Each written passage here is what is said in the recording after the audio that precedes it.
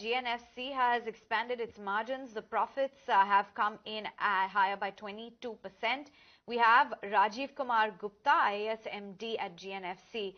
Thanks for joining in. Can you just tell us what really led to this 22% growth in your profits? What really improved the margins this time?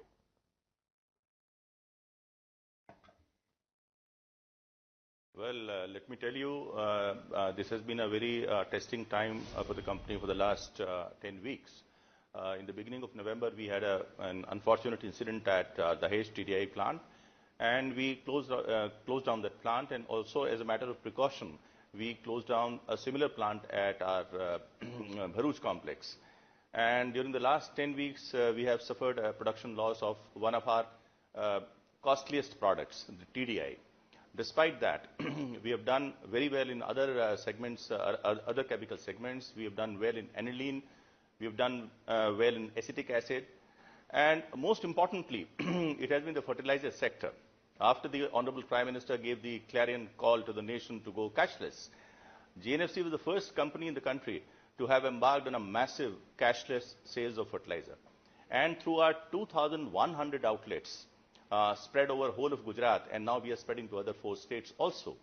We sold fertilizer through cashless means. We sold it through online shop, through mobile app, through POS machines, and through e-wallets.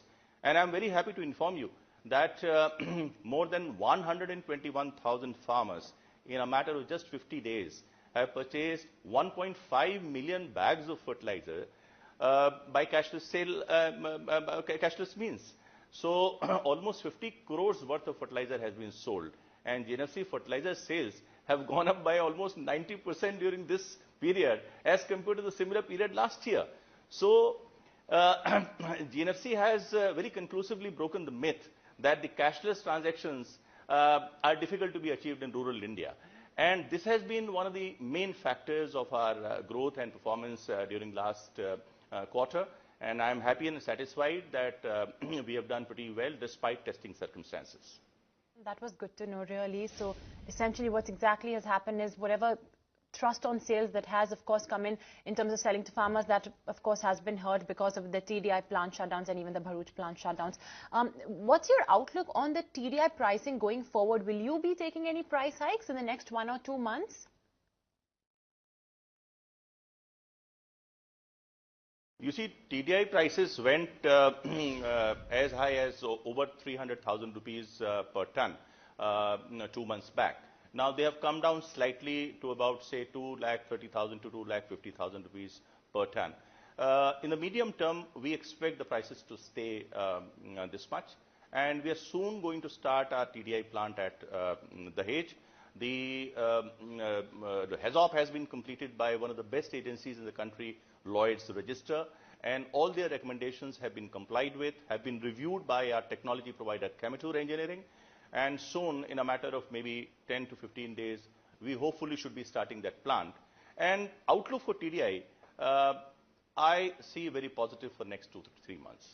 No, so for this particular plant, what kind of revenue are you looking at to your, rather, what kind of contribution are you looking at to your revenues and your margins? You should understand that that plant produces about 160 tons of TDI, and at the current market price of 230,000, we expect some good revenues. Okay, all right. You've also asked for a probe on anti-dumping duty in TDI. So what's the industry scenario like and demand outlook, and have you heard anything in relation to an anti-dumping duty on TDI which may be introduced by the government?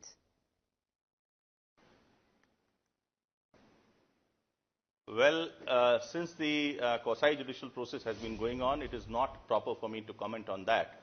But yes, the process is quite in an advanced stage. Okay. And also, can you tell us about what is your guidance for FY17? What are you penciling in?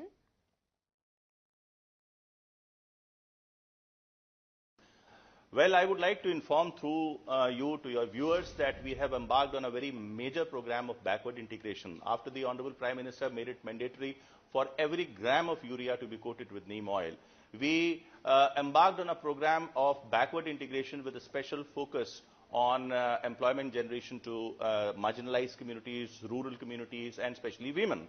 And we started a new vertical of neem products. And in the very first year, we collected more than 10,000 tons of neem seeds and produced about 850 tons of neem oil. And then after the success of this backward integration model, we have embarked on a forward integration model, and we've started producing neem products which we are gradually launching in the market. For instance, we have created a soap, and which is, I think, supposed to be the best neem soap in the country, and we have started marketing of this soap gradually. We have also started marketing of neem oil in small bottles. And not only that, we are a major supplier to many other fertilizer companies for neem oil. So this is how the company has been developing a new business model, which is both as part of its CSR activity, and substantial revenue is going to be generated during next coming year.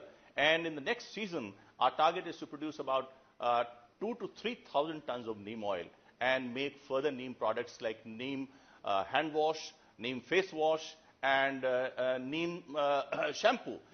We are also in the process of developing a mosquito repellent, which we have termed as Neem Night.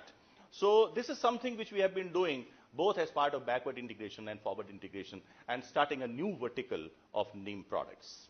Okay, that's interesting to hear, and in fact we'll be waiting for those products to be launched. But just a quick question then, including all of these new launches that of course you have flagged off, and of course given the fact that you just said about your TDI plant hopefully restarting, resuming operations in the next 10 to 15 days, what can we expect from GNFC for Q4 and also for FY18? Well, I can simply say in a nutshell, things at this stage with these circumstances are going to be positive. All right, let you go on that note. New strategy in place, new products on the anvil. You sound very optimistic. All the very best, and we certainly hope, sir, to interact with you going forward as well. Thank you so much. Thank you.